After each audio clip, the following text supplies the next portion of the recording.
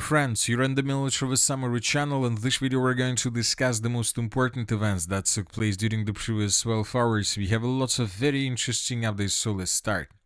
According to information we have, during the Munich Security Conference, the President of Ukraine Zelensky stated that on February 17-18 we will again discuss a new energy truce. Later, this information was confirmed by Rustam Umerov. Ukraine wants to discuss an energy ceasefire at the Geneva talks, said National Security and Defense Council Secretary Umerov. We will raise this issue, but we cannot discuss it publicly, he stated. I would like to remind you that the Russians are ready to launch the next massive missile and drone combined attack through the entire territory of Ukraine, with the purpose most likely to destroy the energy infrastructure of Ukraine completely, but the Russians are waiting for something.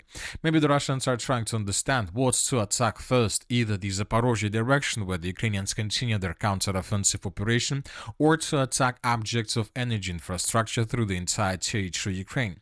Meanwhile, the Ukrainians launched their own massive attack in the direction of the southern regions of the Russian Federation, and before this attack, according to information we have, there was NATO reconnaissance aircraft that was operating in the Black Sea during the night. So the NATO reconnaissance drone was flying in this area. Probably the drone was collecting information, was collecting and gathering intelligence information, reconnaissance information about the objects in the southern part of the Russian Federation.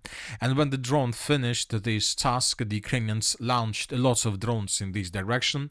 And this morning we received this picture, and according to this picture, the Ukrainians during the night between the 14th and the 15th of February of 2026 launched 140 drones in the direction of the southern part of the Russian Federation.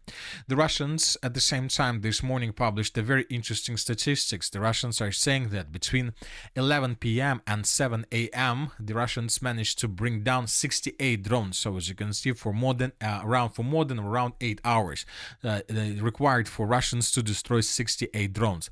But later, between 7 a.m. and 2 a.m., so just for 2 hours, the Russians destroyed 88 drones that were flying in the direction of the southern part of Russia. And according to different sources, according to different reports that we received during the night, we see that most likely several drones of the armed forces of Ukraine managed to hit the target. In this video, we can see the city of Sochi. Here we can see an explosion or some smoke, not something big, obviously, but this video confirms that several drones of the armed forces of Ukraine managed to break through the Russian air defense and to hit some targets on the territory of the city. At the same time, according to information we have, the Russians struck back the city of Odessa, because most likely the Ukrainians were using the city of Odessa as a launching site, the city and the territory around, and as a result of attack there were lots of explosions, and the Russians, according to information we have, were attacking this railway station. So during the night and during the morning we received lots of videos from this territory of consequences of Russian attack. The sources reported that Russians used just 20 drones to attack the territory of the city of Odessa and this railway station, but as you can see, according to this video, we see that the Russians dealt significant damage in comparison with the damage that the Ukrainians managed to deal with 140 drones that were launched in the direction of the southern Russia.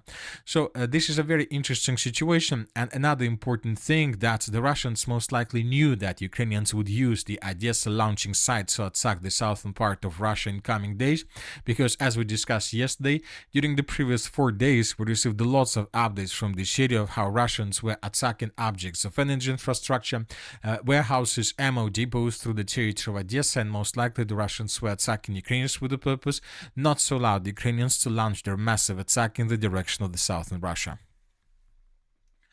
Now let's discuss the situation on the ground, and first let's talk about the Zaporizhzhia direction, where the Ukrainians continue their counter-offensive operation. Before we start, let's compare the map between the dates. This is the situation, for example, by the end of the 13th of February. According to media, according to information that we can find in the internet, the Ukrainian counter-offensive operation started somewhere around 7 to 10 days ago. But just now we start receiving updates, videos of this counter-attack. So this is the situation by the end of the 13th of February, but it's the situation, the configuration of the map. And starting on the 14th of February, we began receiving updates about the situation in this area. By the end of the 14th of February, we adjusted the map in the northern direction based on the report that was published by pro-Ukrainian sources. And furthermore, we received a video where we can see how exactly the Ukrainians were trying to break through Russia's defense in the northern area, how Ukrainians were sending vehicles, infantry fighting carriers and tanks with the purpose to break through Russia's defense and to dig in deeper. The Russians were attacking Ukrainian forces with drones, so lots of episodes were geolocated through the video. And by the beginning of the 15th of February of 2026, the map was adjusted once again. As you can see, the map was adjusted significantly. First of all, we clarified the situation in the northern direction. This is the situation by the end of the 14th. This is the beginning of 15th. The Ukrainians improved their positions around the villages of Vishneva. The Ukrainians improved their positions around the village of Verbova, in the area of Sosnovka and the area of the village of Хороше. But we need to understand one important thing, and I would like to point to attention once again. These changes don't mean that the Ukrainians managed to capture all these villages and towns in this area. We're talking about the area of Ukraine's infiltration. As we discussed in the previous videos, there are still lots of pockets of resistance from the Russian side. There are still lots of Russian soldiers that control main strongholds, main fortified areas, main villages, main parts of small villages and towns, and so on. Now the Ukrainians are trying to outmaneuver these positions to encircle the Russians, to cut the main logistic, main supply lines, and then to handle with every single pocket of resistance separately. The Ukrainians know that the Russians have huge problems with the communication, with the internet, so that is why they're using this situation in their favor. So this is the situation in the northern parts. We are waiting for additional updates, because once again, if the Ukrainians have managed to capture or to recapture even at least one settlement, then we would see a lot of videos with Ukrainians in these villages with flags. As of now, we don't have even a single video with Ukrainian soldiers in these villages with flags, which means that the situation is still very complicated and there are still very heavy clashes. Furthermore, we received a very interesting video from the area of the village of Kalimitsy. The Russian sources published this video where we can see how the Russians were attacking the main bridges and the main river crossing areas that Ukrainians used to send forces from one bank of the river to another with the purpose to continue supporting their counter-offensive operation. So as we can see, as of the beginning of the 15th of February, the Russians began bombing and attacking pontoon bridges, places that Ukrainians used to send forces to the south, which means that the Russians are trying to stabilize the situation and to exhaust the soldiers who are currently located to the south of the river of Volcha. This is a very important situation because Ukrainians, as we understand, have already introduced a significant number of forces to the south of the river, which means that if Russians destroy these river crossings, these forces would appear completely cut from supply and support, and then the Russians may begin a counter-offensive operation with the purpose to destroy this contingent that is located to the south of the river. One thing is clear, there are still very heavy clashes, and these clashes will continue, and this is probably the most important battle of the beginning of 2026, and the results of this battle will determine the situation for the upcoming 2026 year. Another area of changes is the western direction. The Ukrainians, according to neutral mappers, also improved their position significantly along the railways, along the villages of Ternavata, Kosovtsevo, Priluki. So as you can see, we have colored these territories a gray zone. Furthermore, we have a video from the settlement of Dobropolye, and this is a very important video where we can see how Ukrainians were attacking positions of the armored force of the Russian Federation with FPV drones.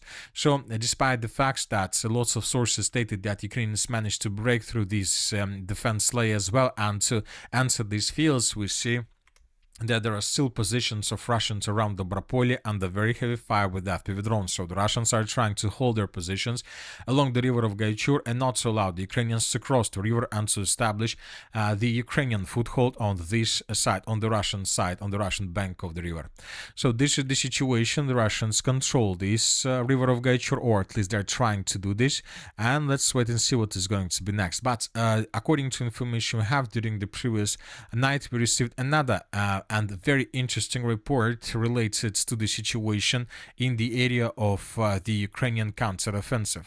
This morning, several pro-Russian sources stated that unexpectedly and fast lightning, the Russians launched unexpected and fast lightning attack in the direction of the settlement by the name of Gavrilovka from the village by the name of Ivanovka.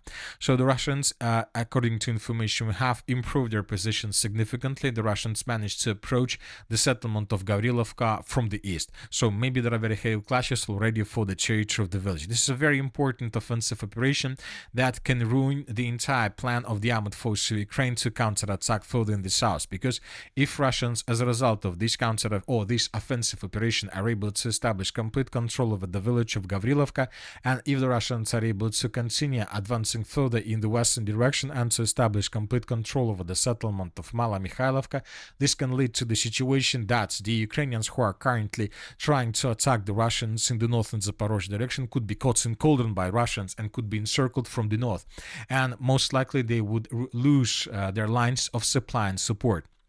So this is a very interesting offensive operation from the Russian side. We will keep an eye on this offensive operation, because if Russians are able to succeed in this operation, then the Ukrainians will face huge problems in their offensive operation in the northern part of the Zaporizhzhia.